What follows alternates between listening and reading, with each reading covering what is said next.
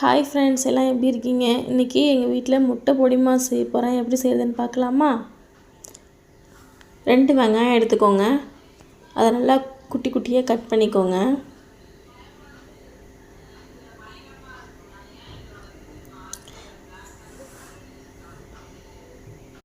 Video எடுக்கிறதுக்கு நான் இன்னும் ஸ்டாண்டு வாங்கலை, பாப்பா தான் எடுக்கிறா, அதனால் இப்படி இருக்கும், கொஞ்சம் அட்ஜஸ்ட் பண்ணிக்கோங்க.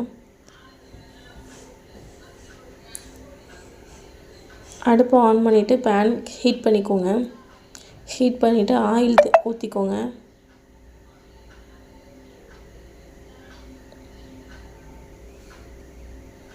ஆயில் ஊற்றுனதுக்கப்புறமா நம்ம 2 வெங்காயம் வெட்டி வச்சுருக்கோம் இல்லையா, அந்த 2 வெங்காயத்தை நம்ம சேர்த்துக்கலாம். சேர்த்து நல்லா வதங்கணும்.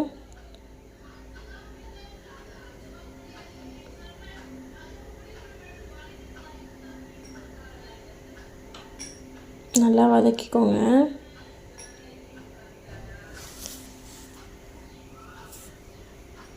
ரெண்டு பச்சை மிளகாய் எடுத்துக்கோங்க. 2 தக்காளி எடுத்துக்கோங்க. தக்காளி இந்த மேலே உள்ள இதை எடுத்துட்டு தக்காளியை நல்லா குட்டி குட்டியாக வெட்டிக்கோங்க. வெங்காயம் ஒரு பக்கம் நல்லா வதங்கிக்கிட்டு இருக்கு, அதுக்குள்ளே நம்ம தக்காளியை கட் பண்ணிக்கலாம். பச்சை மிளகாவும் 2 எடுத்திருக்கேன், 2 கட் பண்ணிக்கோங்க.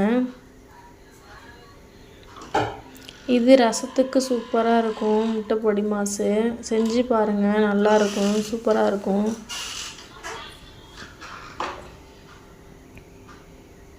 வெங்காயம் நல்லா வதங்கிட்டு நம்ம தக்காளியை சேர்த்துக்கலாம். தக்காளியை சேர்த்து நல்லா வதக்கிக்கலாம். பச்சை மிளகாயும் நம்ம போட்டுக்கலாம்.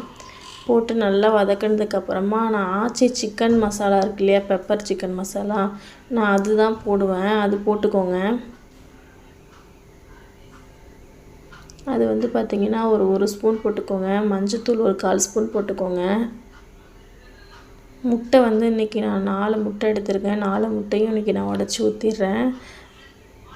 உடச்சி ஊற்றுனதுக்கப்புறமா நல்லா சால்ட்டு போட்டுக்கோங்க.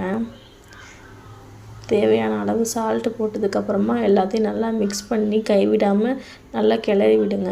ஏன்னா கீழே வந்து அடி பிடிச்சிக்கும். எல்லாத்தையும் நல்லா மிக்ஸ் பண்ணிவிடுங்க.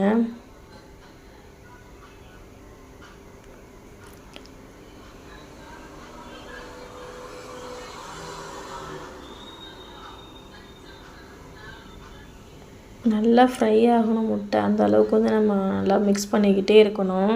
இல்லைன்னா கீழே வந்து நமக்கு தீஞ்சிரும். நல்லா அவ்வளோதான், முட்டை பொடி மாசு ரெடி ஆகிடுச்சு. சூப்பராக இருக்கும், செஞ்சு பாருங்கள். இந்த வீடியோ பிடிச்சதை லைக் பண்ணுங்கள், ஷேர் பண்ணுங்கள், சப்ஸ்கிரைப் பண்ணுங்கள். தேங்க்யூ ஃபார் வாட்சிங்.